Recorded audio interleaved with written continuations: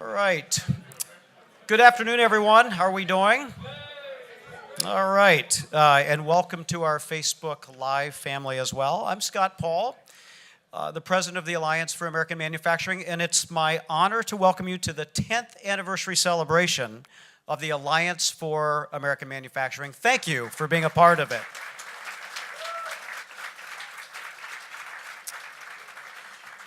We have an all-star lineup of business and labor leaders and workers from American manufacturing to get us thinking about where factory work is headed over the next decade. And I encourage you, both in the audience and online, to join the conversation today on our Facebook page or on Twitter with the hashtag AAM10. That's AAM10, AAM10. And to host the program, we are thrilled to have CNN's Dana Bash.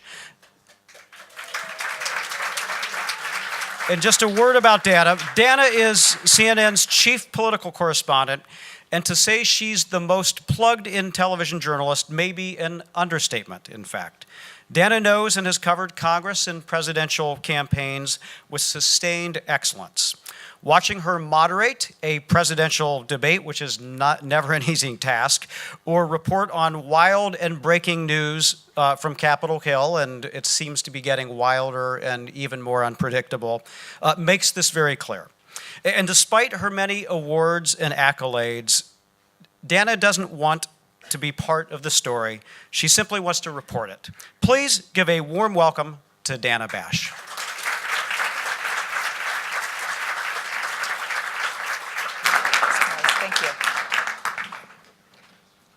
Thank you all for inviting me to come here, and let's get right to it. I want to first bring Leo Gerard. Probably needs no introduction in this room, but he is the president of the United Steelworkers and has been since 2001. Thank you so much. Thank See, you. wow, these are comfortable. Can you guys see me? I mean, you can probably see him, but I'm a little more vertically challenged. Where do we start? Okay, so let's start with where we are now. We are 11 months in to this presidency, to an administration and a president who made big, big promises to union workers, to anybody who is upset about the fact that they've seen their jobs disappear. Promise that they're going to come back. What's his grade so far?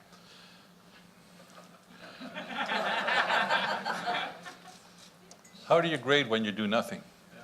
Incomplete? Certainly it's definitely incomplete. I think that going back, candidate Trump made a lot of promises, and he did a lot of that promising in what I would call the industrial heartland. And when we've had almost 35 years of continuous erosion of the industrial base of the country, accelerated after the PNTR deal with China, that too many industrial workers are going to work on Monday, worried about whether they'll have a job on Friday. And when this president promised them that not only would they have jobs, but he will fight for them, and he'll not only fight for them to have a job, but he'll fight for them to have better health care and better wages and better everything. Mm-hmm. And now after 11 months, zero of that has happened. We said right off the bat after the election, after what he said, that we'd be prepared to work with him to grow back the industrial base of the country. We pushed for the 232 investigations on steel and aluminum, and to be candid, we could have done that in paper, we could have done that in tire and rubber, we could have done that in a number of other sectors. They're all declining because of unfair trade. So at this point, I think the grade that I would give is whatever the grade is for incomplete. And you can maybe even say not started yet. Mm-hmm. So I can say this, as I travel through the industrial heartland and talk to not only our members but other workers, they're feeling let down already. They're feeling disappointed again. And we're going to have to fight to make sure that we grow the industrial base of this country, and that's one of the rules, one of the ways that we've did it by creating the Alliance for American Manufacturing that fight for industrial jobs every day. And that's part of our challenge. So you mentioned the workers, and from my perspective as a political reporter, voters, which I want to get to in a second, but you mentioned 232. I want to ask you about that because the president did ask the Commerce Secretary for a review. It was supposed to be completed in June. I don't think we've seen it yet. Am I wrong about that? No, you're right. Okay. But We've heard rumors of it. at some point, we're going to see it. If the Commerce Department doesn't come back and say that there's a national security interest in changing the laws and changing the trade situation, what will that mean? I think it'll mean the accelerated erosion of the industrial base of the country. Let me say this. Since roughly 2001, I'll give you two sets of numbers. America on steel went from making about 130 million tons to 85 million tons. During that same period of time, there were 5 what they call high-level meetings between United States and China on steel over capacity. In that period of time, the Chinese steel industry went from about 400 million tons to 1.2 billion tons. 500 million tons Wow. of overcapacity. That's more than 6 times all of the steel that's made in America. I'll take you to aluminum. In that same period of time, we had roughly 14 or 15 aluminum smelters. We're now down to 4. China has tripled their aluminum smelters. Those are the 232s that we have under investigation, but we could do the same with tire and rubber. We could do the same with glass. We could do the same with another group of basic industries. And the reason is America's trade laws don't work. In order to succeed in a trade case, when we file them, you have to prove that you've lost market share, you've lost profitability, and you've lost jobs. If that's the criteria, then we will end up, if the next 20 years are like the last 20 years, we'll end up being a second-rate manufacturing society. Why is that? You mentioned the way that the Chinese industry has exploded, but why is that a national security issue? Why do you feel confident that the Commerce Department can deem it as such? Because if we need to rely on China to rebuild our infrastructure, we lose, this is another number, we lose 7 billion gallons of water every day from leaky pipes. So are we going to rebuild that water infrastructure? We can't build certain bridges. There's bridges that are being built that are needed to be built all over this country, and they're saying we can't manufacture them. You got the big bridge in New York where we were told we couldn't compete with it. I said, hey, build the same bridge we built 100 years ago. It lasted 100 years. So we're in those kind of circumstances where if we don't get the changes in the law, we don't get enforcement of the trade laws, and we don't get the modernization of the trade laws, and it's a simple question. Do you want the next 20 years to look like the last 20? Have you met with the president? Which one? This president, the current, or the No. president of the United States? I wouldn't call it a meeting. I was in the Oval Office for the signing of the 232, and the CEO of Nucor, the CEO of U.S. Steel, and I each expressed a desire for the 232 to be implemented and to be implemented quickly, and we were assured it would be. That's the extent of the meeting. And so, given the intensity of the president's campaign rhetoric and campaign promises on your issues, did you expect to hear more from him or from the administration? And do they respond when you reach out? To be very candid, we have an open door policy with the Secretary of Commerce, Wilbur Ross. We have a long-term relationship we've had with the U.S. Trade Representative, Bob Lighthizer, who was for a long time a lawyer that helped us in the steel sector in managing trade issues. And we have regular access to them to discuss our view about certain issues. What we don't have is the response back from the administration that we want. And in fact, no response is not the response that we need or the response that we want. So you're not getting any response. It's not that you're getting a response you dislike, it's just that you're not getting one? You asked me from the president. Sure. We do get responses and have a dialogue back and forth with the U.S. Trade Representative and to some degree with the Secretary of Commerce, who needs to get his ducks in order with the president. So, but we get a chance to make our case, and we're not going to let up. And in fact, we just had about 75 steelworkers come to Washington and talk to everybody in the Senate that was in. We're going to do it again. We're going to go to their field offices and make sure that they understand. We're not going to sit back and let the Chinese dump into this market and destroy our industrial society. We're just not going to do it. We're going to raise a lot of hell. What did you think about the president's visit to China that he's on his way back from? In terms of your issues. I guess.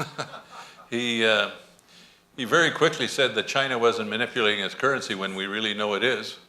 I'm actually concerned about his reliance so desperately on China to deal with the issues in North Korea. I didn't hear them bring back any trade responses on China withdrawing and reducing its capacity on, think about this, 500 million tons of domestic overcapacity. That's 6 times more than America makes in a year. I didn't hear anything come back say the Chinese have agreed to cut their production in half. And at that point in time, there'd only be a couple of million tons overcapacity. So we're waiting to hear something, and we're not going to sit back and do nothing while we wait.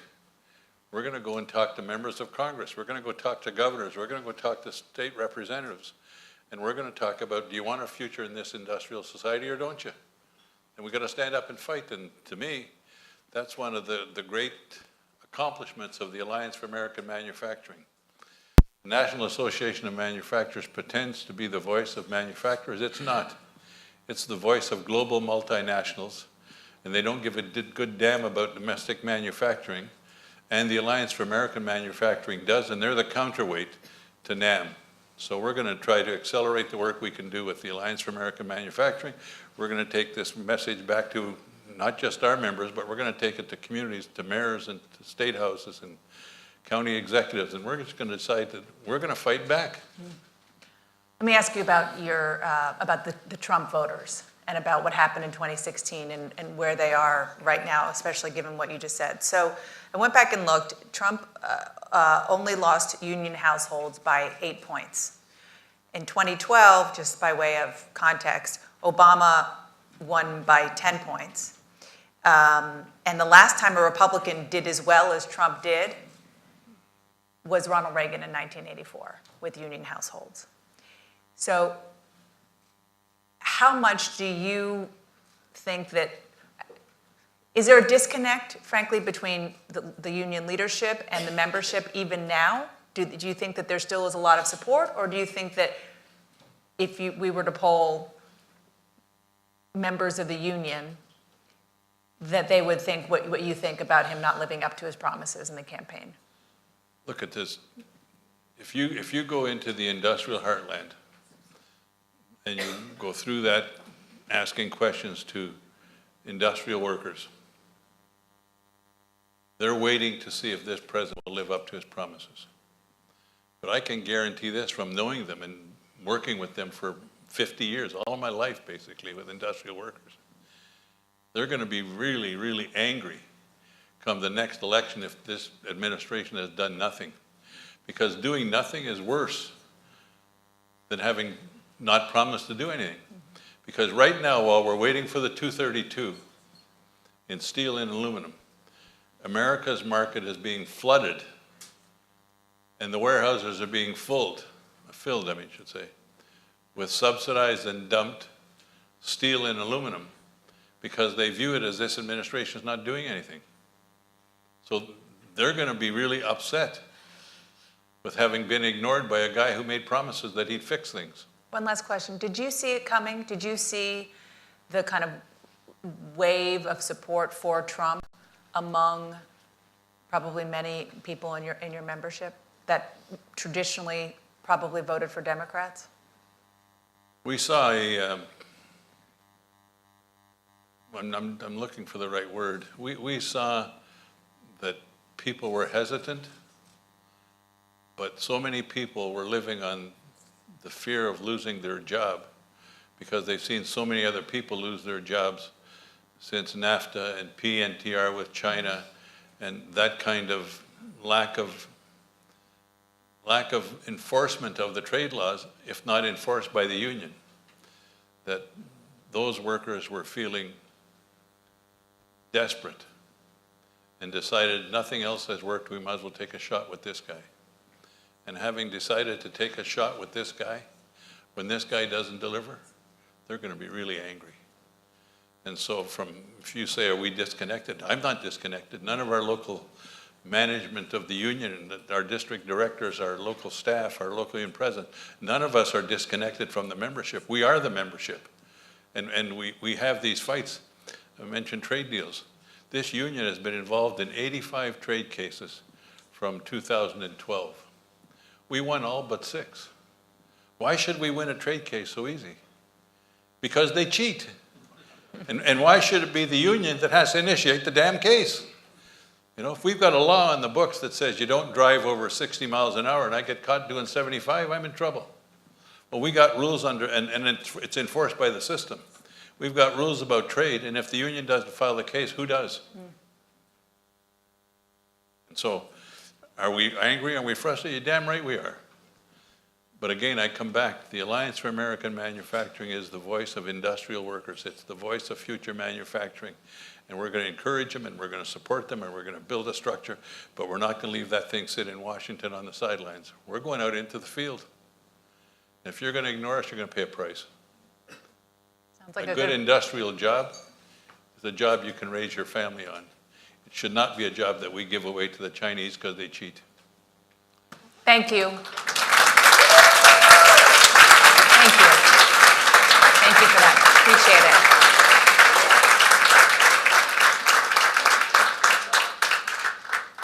Now it's my pleasure to be able to talk to the CEO of Shinola, Tom Lewand, who you've been there for about a year and a half since, did I have that right? June of 2016.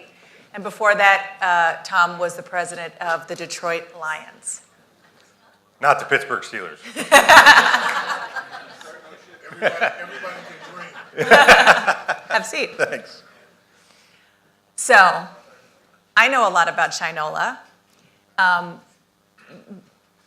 And you know, look, I got to be honest with you. I became interested in Shinola because of your story, and I learned about the product after I learned about the story. So tell our audience a little bit about The story really The is story. about trying to bring back domestic manufacturing that had gone overseas and doing it a little bit at a time. And we don't proclaim to be anything close to being a savior in manufacturing, but our founder's idea, he had been involved in a watch company for several decades, and when he exited that company, his dream had been to bring watchmaking back to the domestic shores. It had been something that had been done in the United States and had gone overseas to Asia and obviously to Switzerland. And his desire was to bring it back. And he wanted to do it in a place that had a rich heritage of manufacturing, and he chose Detroit for those reasons. And I think the other benefit that he got from coming to Detroit is he got the passion, and you heard it from Leo up here before, the passion of those who were born and raised in the industrial heartland, those people who had had the manufacturing jobs and had seen them disappear, and those who embraced them coming back, even in the hundreds. And that's what it really started out to be, was 100 manufacturing jobs in a watch factory in the heart of Detroit, in a city that is becoming reborn slowly but surely. It's now turned into, thankfully, over 200 manufacturing jobs. We not only have a watch assembly facility, but we have a leather cut and sew facility. We do all of our straps and small leather goods there. And we just started in the past year an audio assembly facility where we build turntables, and now just starting recently headphones. So we're doing all that on 2 floors in a building right in the heart of Detroit, and trying to, again, bring these jobs back one at a time. But as Leo said at the end of his remarks, in our view, they should be jobs where you can raise a family, you can have a career. It should be a world-class manufacturing job, and we're happy to see the success that we've had in early stages. We've been around for about 5 years manufacturing, about 4 years selling things. And we already have some stories of men and women who started, who had been unemployed, who had been working in fast food or in part-time security jobs, who got a job on one of our watch lines, who have then graduated to supervisory positions and have really begun to build careers in our little ecosystem. So it's a little bit at a time. It's a hard-fought kind of day-to-day scrappy battle that we're fighting, but it's one that we all take a lot of pride in. Well, first, and are you born and raised in Detroit? I am born and raised in Detroit, yes. So you've obviously seen the roller coaster, or maybe it was the long time in the valley. I wish I had seen the Ascension. Yeah. I'm not quite that old, but It's but I been was a long born and time. raised in the 70s, born in the late 60s, raised in the 70s in Detroit. So I did watch the decline start and then really accelerate into the 80s. And when everybody's saying, the last person out of Detroit, please turn off the lights, and watched obviously as we went through bankruptcy as a city just a few short years ago, and thankfully now watched as the city has diversified its economy, has begun to grow again, has brought back some of the plants that had closed from the big three, brought them back online. So we're seeing, bits and pieces. It's not enough to say that we can reclaim our heritage of manufacturing, but we can try and do it one job at a time and one business at a time and one industry at a time. Now, Shinola is the watches are built in Detroit, but not all made, the parts aren't all made in Detroit. Correct, and that's one of the challenges that we face too, is some of the sourcing. And I'm sure it has some of its origins in what Leo was describing in some of the imbalance, but right now the supply chain for the componentry of watches and our headphones and some of the audio components are easy to find overseas. They're much more difficult to find domestically. We have a story that we tell all the time about a wall clock that we do, a beautiful wall clock. And it took us 2 years. You would think you could build a clock in the United States. And it took us literally 2 years to source a case, a dial, and the mechanism to make a entirely built in the USA clock.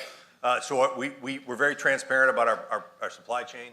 Our watch components come from a partner in Switzerland, the little gears and dials and all those things that make up the movement. We get our cases from Asia, but we continue to look for those domestic producers that can do it at the volume that we want, and we hope to help grow those. Do you have any idea, the average Shinola watch costs? In the $600 to $700 range. Okay, so if the parts that are in the Shinola watch were all made and produced in the U.S., do you have any idea how much the watch would be? No, it's sort of that incomplete because right now They don't even exist. They don't exist. So it's an incomplete equation. They certainly don't exist at scale. There are some small bespoke watch companies in California, and there's one in Chicago that are doing some things, but nothing at the scale that can do 100,000 plus watches a year. But if you build it, will they come? Meaning, if they know that the demand is from Shinola and other companies are there. I think that's really the idea for us is to create that scale. I'll give you another example. We also sell bicycles, and we went to a little bespoke bike shop in Waterford, Wisconsin, run by a man by the name of Richard Schwinn, and that is not a coincidence. Richard's great-grandfather started the Schwinn Bike Company. It went bankrupt. Some Chinese concern bought it, took it overseas, and Richard was left with his great-grandfather's little workshop in Waterford, Wisconsin. And he was making bikes, roughly 100 bikes a year. They cost $10,000 a piece, all hand-welded steel in Waterford, Wisconsin. And we went to him and said, well, Richard, these really should cost about a third of that if you did them at scale. What if we came to you and gave you an order for 1,000 bikes? And he said, well, I'd have to hire a bunch of people to help me do that. And we said, great, that's the idea, let's do that. Yeah. And that's what we did. So it's a little bit at a time trying to find those partnerships that we can engage in and find a way to leverage our scale, but more importantly, to leverage the resources that are out there in bits and pieces and try and connect the dots and become a bit of a rising tide that helps lift all the ships. Yeah, I mean, Shinola is a relatively small company. When I say relative, I was just doing some research online. Apple, which is not a small company, total of 766 suppliers, of which 69 are in the U.S. Almost half of them are in China, and many of the rest are in Japan and Taiwan. and I think it was MIT who did this study, that said that basically if they brought that here, just the manufacturing alone, it would cost an additional $100 for each phone, which, you know, an iPhone, whatever it is, 10 or X or whatever it is already $1,000 bucks. Right. Like if you're willing to pay for it, the pride of spending another $100 bucks, knowing it's all manufactured here. Yeah, it would think and really, if you think about that, that's 10% of the cost of the phone. There's enough margin in there, you should be able to figure that equation out. But you have to have scale to do that, and that's what we're building towards. And we find that our customer is one that relates to our story.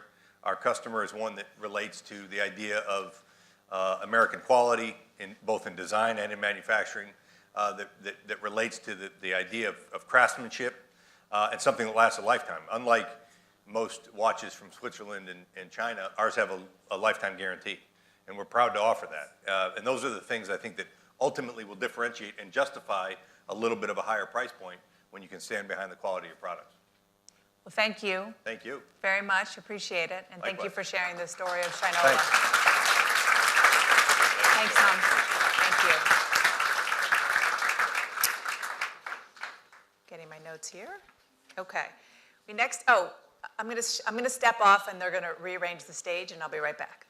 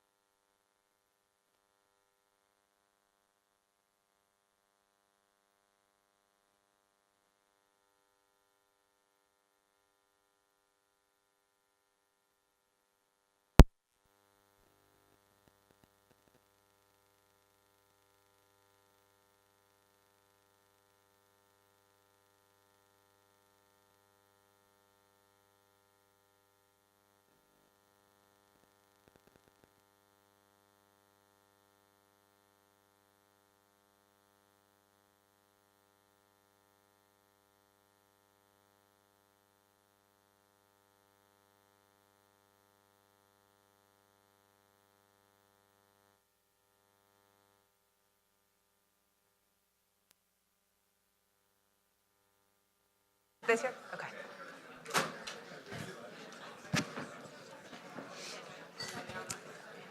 Hopefully now you'll be able to see us better. We're back, and I'd like to introduce our final panel.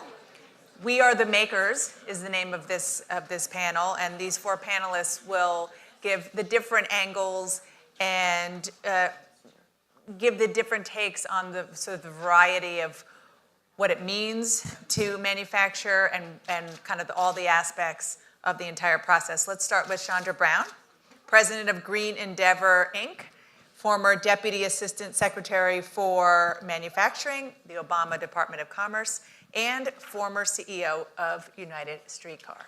I'll sit down. This feels so intimate up here. It does. Ooh. Okay. Beri Fox, CEO of Marble King in Patent City, West Virginia, which manufactures nearly 1 million glass marbles every day. The first toy to be made in the USA certified.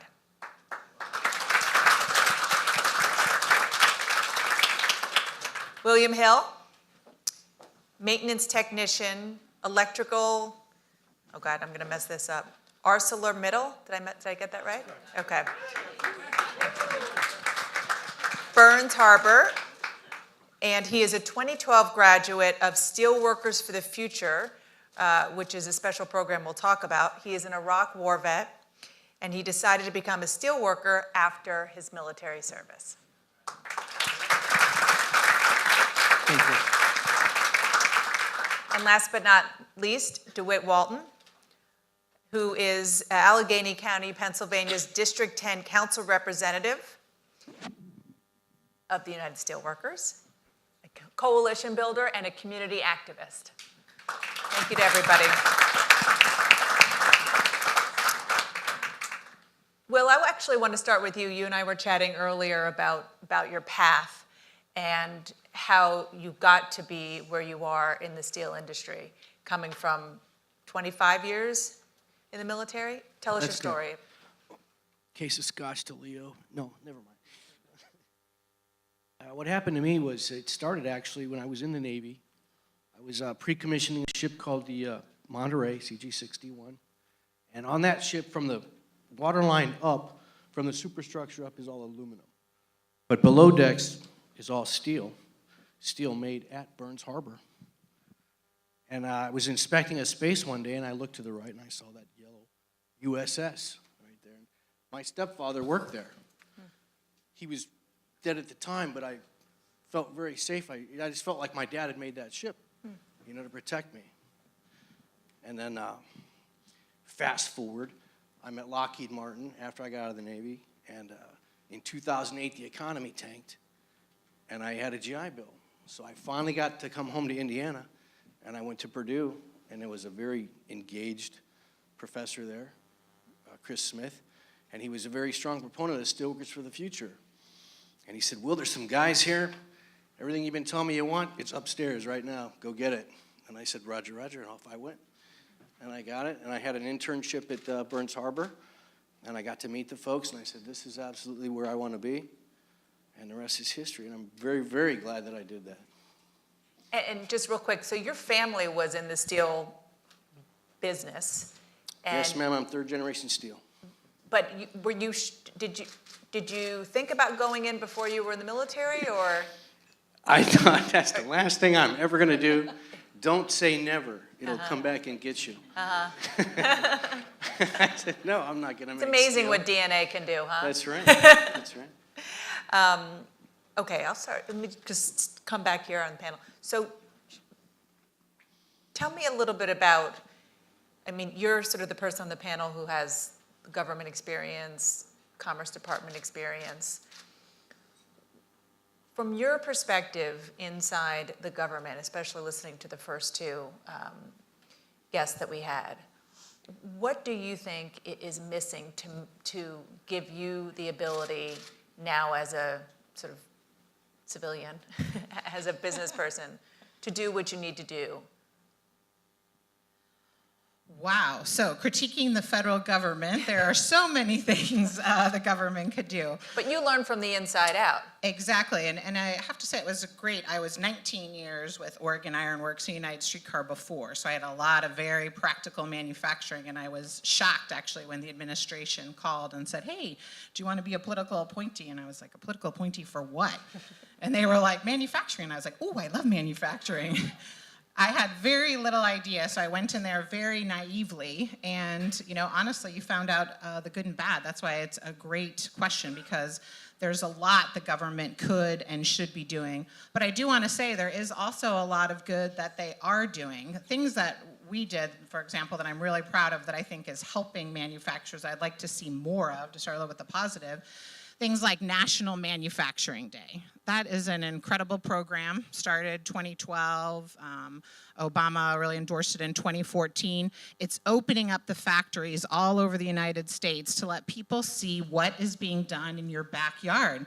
We don't even know what we don't know. It's incredible the power of many of these really small businesses, in all honesty, that you don't even know in your community. We've touched over, I believe it was up to 300,000 students that have come through, because we need to increase the pipeline. We need to show manufacturing can be sexy.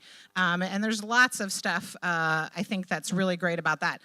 Now, things, again, that could be done. One of my favorite things is listening to the actual manufacturers, being one myself. That's why these advisory committees, for example, are really important. Obviously, this current administration, underneath President Trump, had started to have a manufacturing advisory council, which was disbanded. But within commerce, we have a lot of advisory, including the Manufacturing Council that was started under Bush, I might add, one of the manufacturing councils, made up of a really diverse group of manufacturers from all over the United States, from all different ways. And I think it's so critical in the government, we so need private sector input. And we need the input of, organizations like, honestly, like the Alliance for American Manufacturing, because there's so much data and so much stuff coming at you. You don't have sometimes the most recent and the best data and what's really needed out in the field. So I think the private sector interaction with the government needs to be increased, needs to be enhanced. And I think that's probably one of the most important things that the government could do, as well as much better transparency in terms of data. We have so much big data. It's very difficult, though, for the common person to access it and to be able to see. I'm a data person. I like to know what the metrics are, and I think we could do a lot better with that as well. Thank you. And DeWitt, I want to bring you in about, you're from Pennsylvania, the Commonwealth of Pennsylvania, one of those places that put their support and their faith in the president, especially on these issues. What are you hearing? You're a community activist. You're obviously very plugged in. What are you hearing about how it's going so far, particularly vis-a-vis this issue?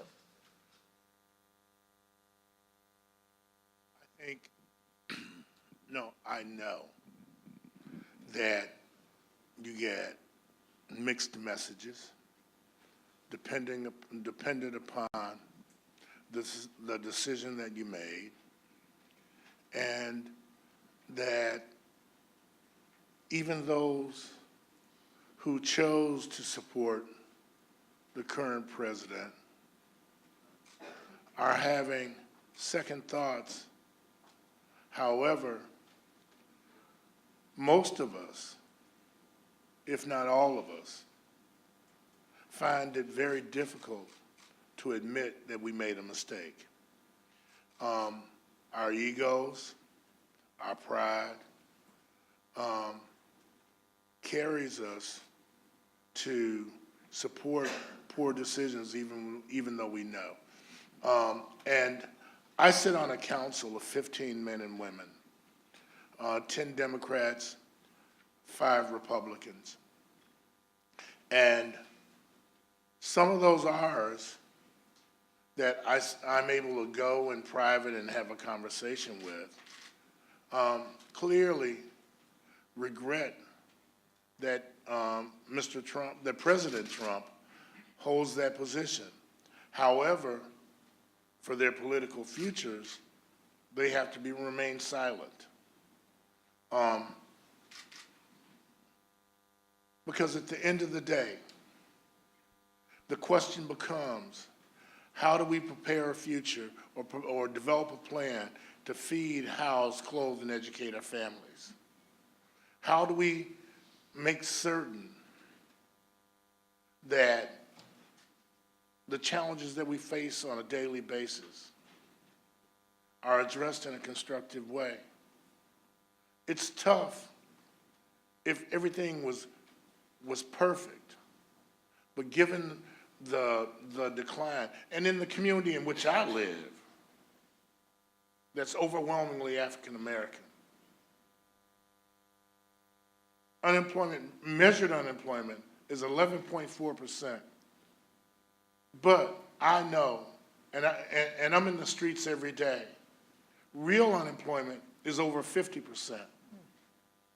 So think about the despair, the lack of faith, and the distrust. And so, you see it in so many ways that is magnified. The opioid crisis has emerged out of the lack of hope, the lack of opportunity. So there's so many ways that it's playing out, And so I know you have a host of other things and other questions of individuals. You'll come back to me, I hope. I will. Beri, you were telling me about the company. It was your father's company. It's a family business now, making marbles in West Virginia. Let's connect those two thoughts. He's talking about the need for hope and putting food on the table for your family. You help people do that who work for you. You have about 28 people who work for you. Yes. And if you had your druthers, would you expand and hire more? I mean, talk It'd be about nice how to- that sentiment of needing jobs fits into you as an employer and your When I approach. think you need to look at it more than just our company as well. We're from West Virginia, and in West Virginia, we had it all. I mean, we had coal, we had steel, we had aluminum, we had glass. At one point, there were 240 glass manufacturers in West Virginia alone. Marble King makes their marbles using 90% of our marbles are made using recycled glass. We saw that just dwindle to nothing as glass factory after glass factory closed. Our raw material supply began to dwindle. We faced extreme challenges that I can certainly relate to about being able to source those in America. Today, there are less manufacturing jobs than could fill our West Virginia University football stadium. You know, less than 50,000. That's so sad as an American and as a West Virginian. So I do see what he says. I mean, back in our heyday, which I'll just say has been in my tenure, which was in early 2000, we employed 80 workers. You know, we're down to 28. And you had to lay off. Absolutely. And as China continues to take more and more of our market share, it becomes more difficult. Do we make the best? We do. Do we have better workforce than anybody? We do. I'd put our workers against anybody in the world. They are competent. They know what they're doing. They're well educated. They're committed. You know, they have integrity. They're not going to let anything that shouldn't leave our doors.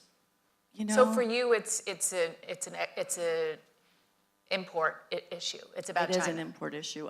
It's a If huge the trade import laws issue. were different for your particular industry. And for you the feel- glass sector as a whole, I mean, I can totally relate to what the other said as it relates to steel and aluminum. I mean, our steel factories have closed. Wheeling Pittsburgh Steel's not there any longer. Ravenswood Aluminum's gone. Ormet, which was just right up the road from us, it's gone as well. So as you see this huge increase in Chinese production, you see a tremendous decrease in American.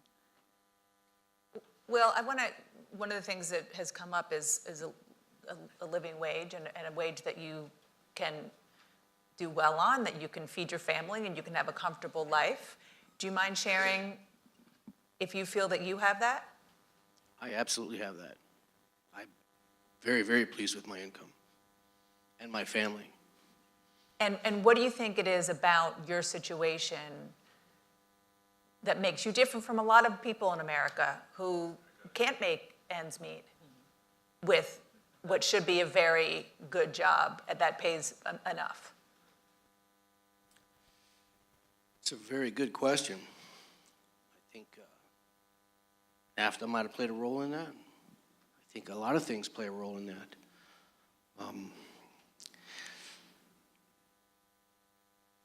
Regulation might help. I don't know. I don't have those answers.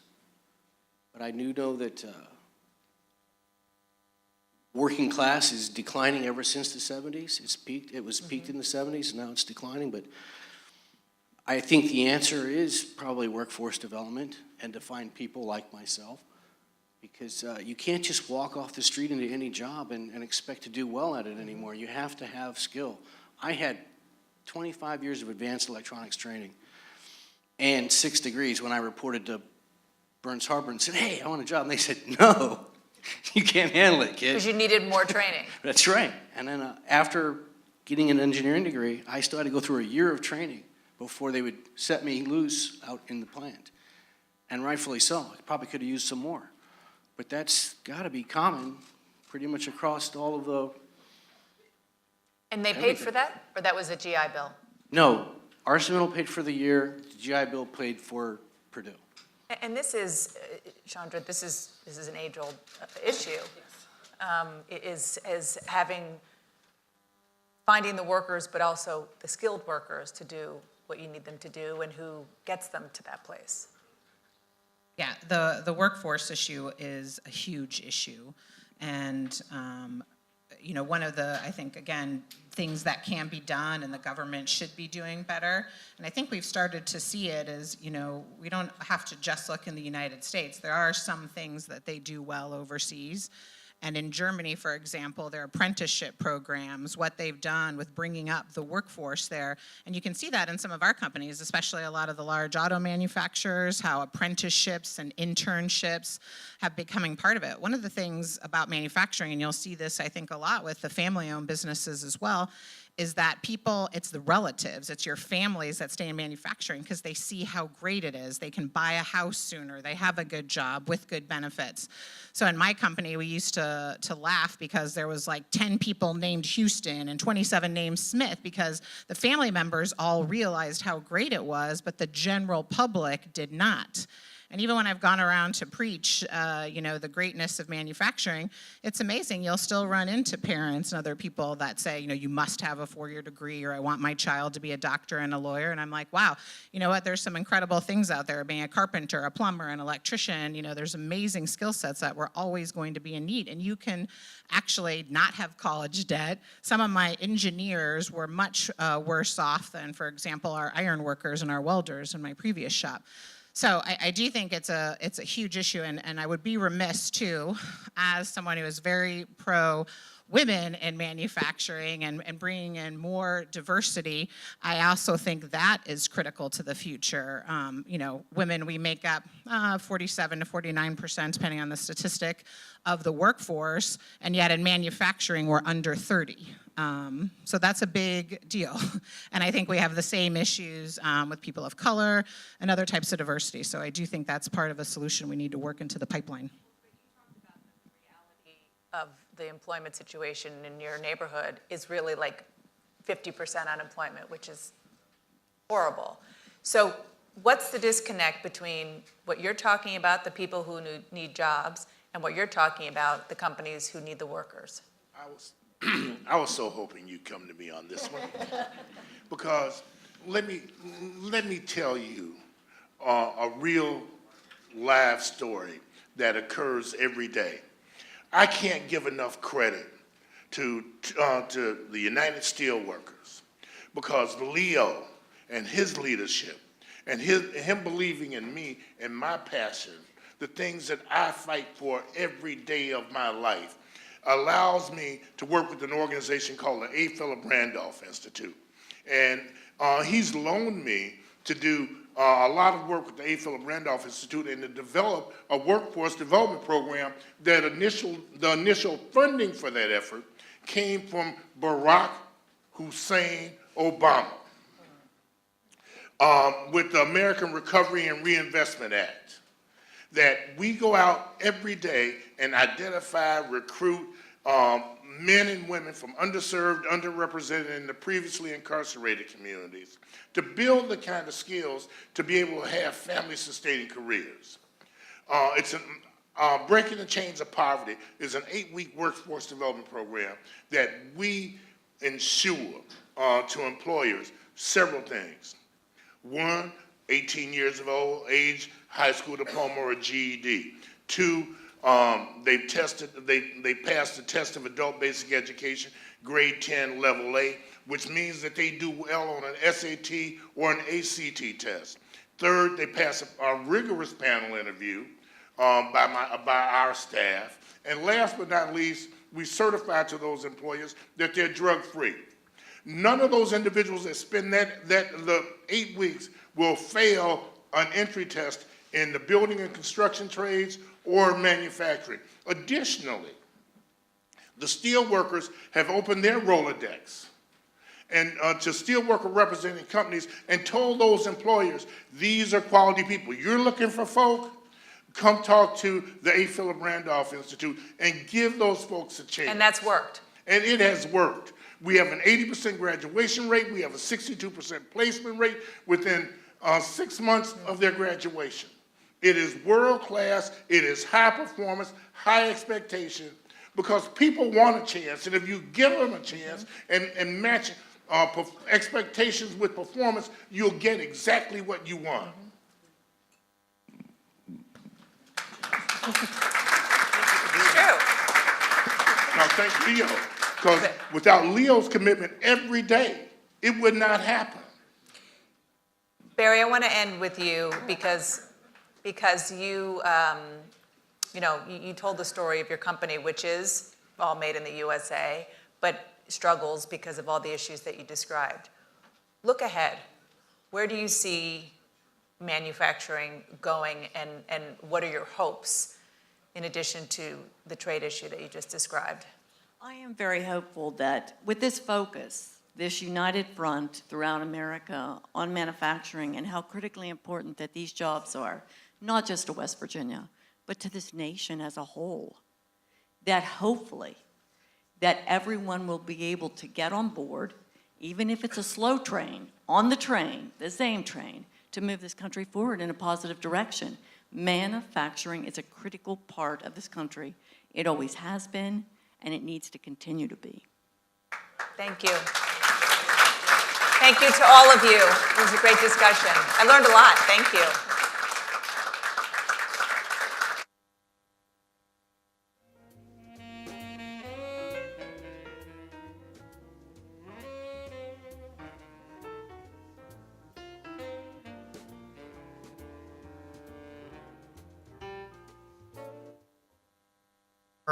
Dana Bash for conducting some amazing interviews, as well as to Tom Lewand of Shinola and our amazing panelists, Beri, Chandra, DeWitt, and Will. And I think Dana alluded to this a little bit. I mean, we're here in a Washington bubble.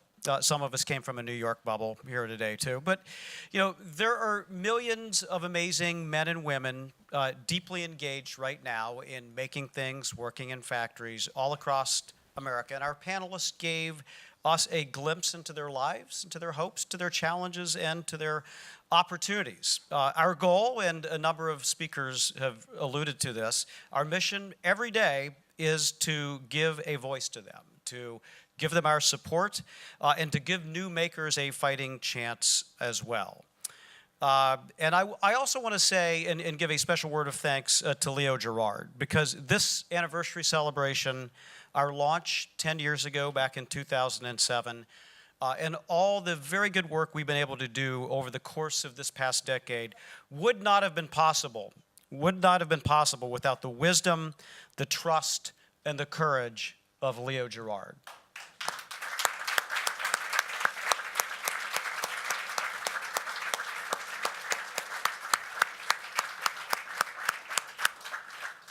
And I do want to say, because I years ago worked for Democrats on Capitol Hill and worked in the labor movement, and I got to see many labor leaders. And I want to say, Leo is a truly amazing labor leader. And to his great and enduring credit, his insight that partnerships can produce progress has defined AAM from the very beginning. So thank you, Leo, for inspiring us and for believing in us.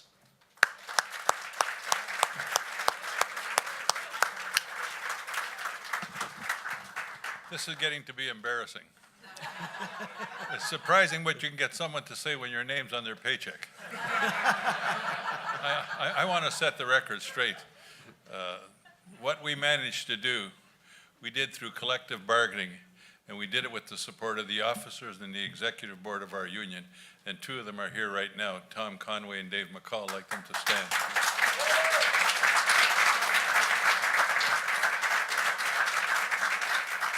And the other is we have a terrific legislative office that works every day with the Alliance for American Manufacturing.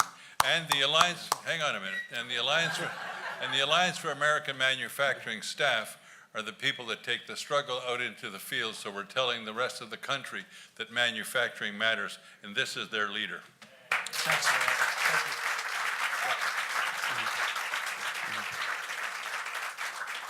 Thank you. Thanks, Leo. He stole my punchline a little bit. So I do want to say to our board and to our company stakeholders, we owe you much gratitude. As Leo indicated, AAM is a labor-business partnership, which is unique in Washington. And our board focuses on what unites us rather than what could divide us, because there's a lot that could divide us, and we don't let that stand in our way. And in times like these, it's really the only way that we can get things done. Perhaps there's a lesson somewhere in there for this town through the work that we do. I'd like to think that. Yeah. So. I'd like to remind everybody that part 2 of our celebration is coming up after my remarks. The evening ahead includes some words of welcome from some heroes of American manufacturing and factory workers, Sherrod Brown and Chris Murphy of the United States Senate, as well as Bob Adderholt and Tim Ryan of the Congress, and some others who may stop by. As well, we'll have some great music, some food, and some drinks, and what I promise will be the most unforgettable swag bags you've ever seen in your life. Those swag bags are filled with some pretty cool made in America goodies, made with pride by men and women across our nation. You might even find a holiday gift-giving idea or two. There's a complete list of the makers that are in your program, but I'd like to thank in particular a few who have joined us tonight. Representatives and corporate leaders from Liberty Tabletop, from Marble King, from LC King Manufacturing, Sweet Harvest Farms, 50 Strong, Andon Flag Makers, Excel Outdoors, the Vermont Flannel Company, and Collard Greens in particular. Please give them a round of applause.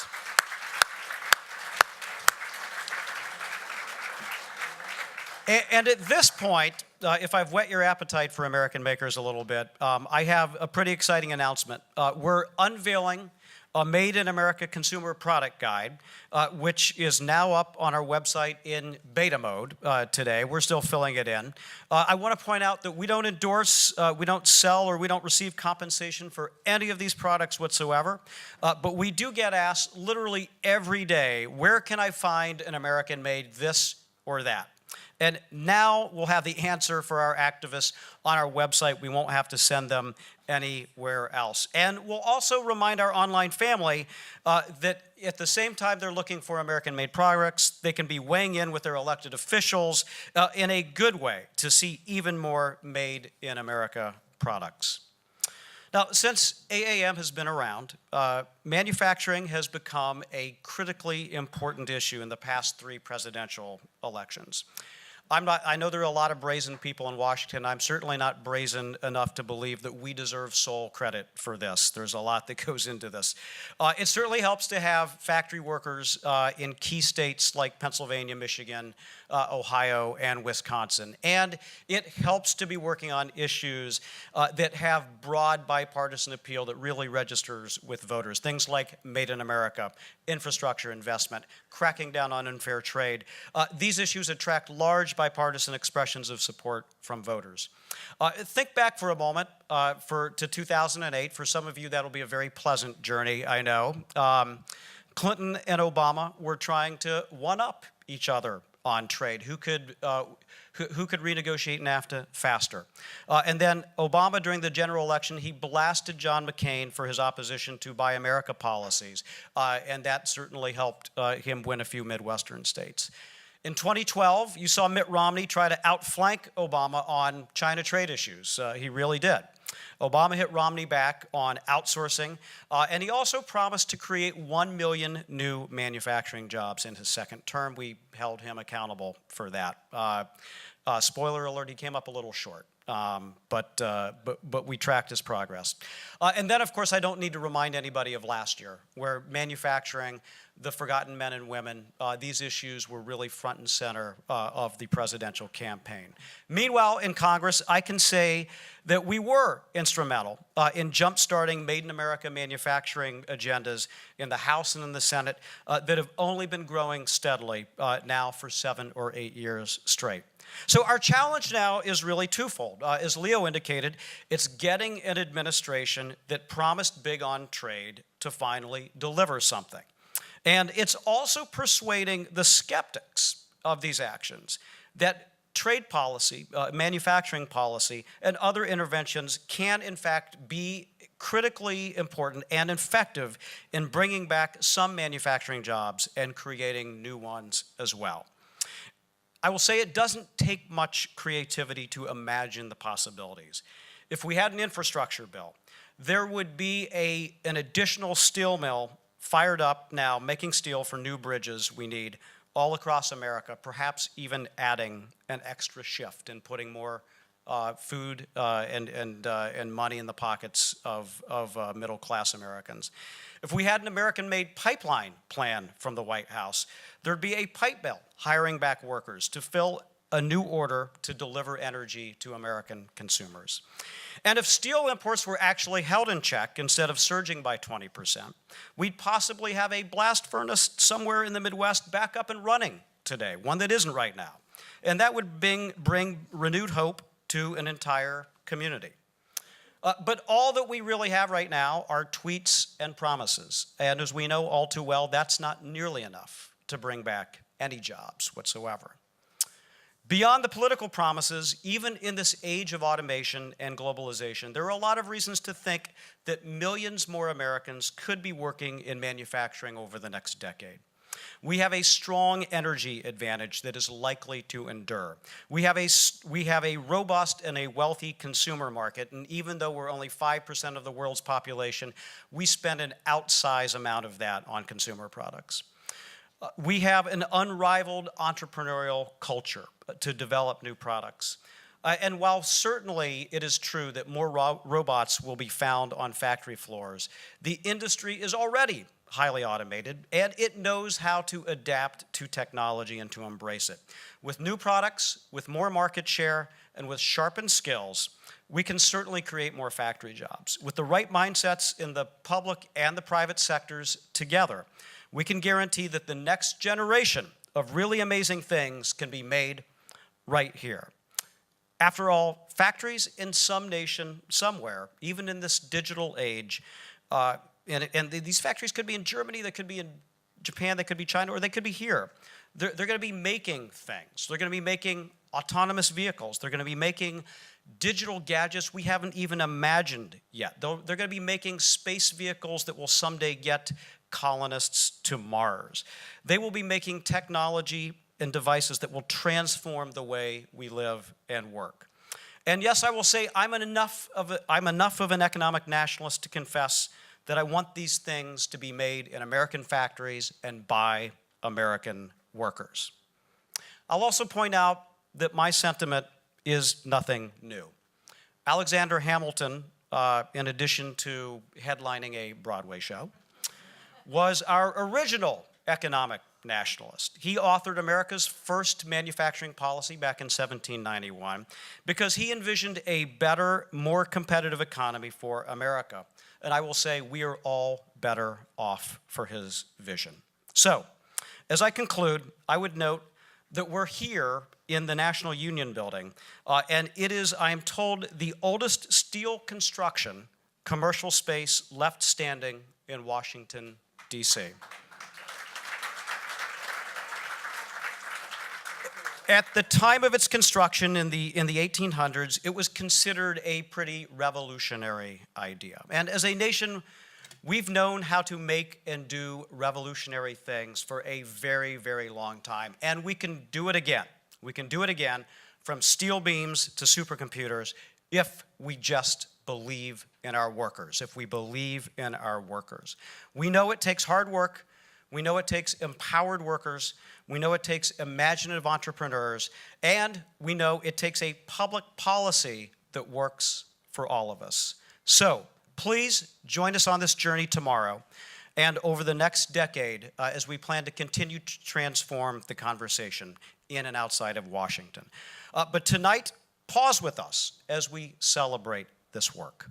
On behalf of our leaders, our stakeholders, and our board, and in particular, our amazing staff team and amazing AAM family, I want to thank you for working with us to keep it made in America. Now, let's party like Alexander Hamilton. Thanks, everybody. We'll have cocktails and more conversation next door. Thanks again for coming and joining us.